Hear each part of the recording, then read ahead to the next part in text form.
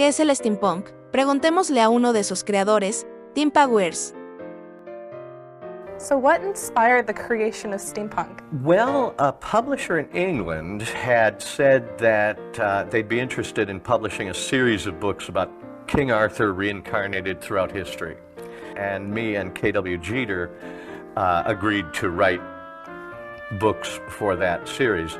K.W. Jeter found a book called London Labor and London Poor, written in the 19th century by a guy named Henry Mayhew. And Mayhew had devoted his life to chronicling the lives and livelihoods of very poor people in London, honest or dishonest, thieves, merchants, and he did it in such obsessive detail and chronicled it all in his books that his two-volume book that was available alone constituted all the research one would ever need to write 1 million books set in Victorian London. And Jeter showed this to Blaylock and I and said, check this out, look, here's all your research. And so we thought, okay, and dove in. And we all were kind of pre-inclined.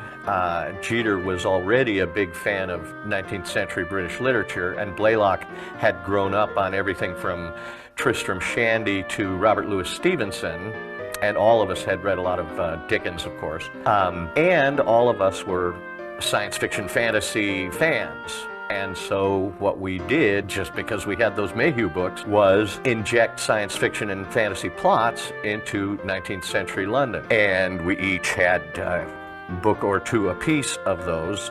K.W. Jeter's first came out first with Morlock Night, which is the first book that's thought of as steampunk.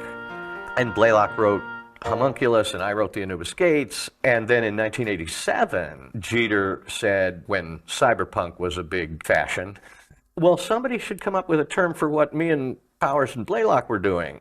Like, instead of cyber, think of steam as the dominant technology of the time. So how about steampunk?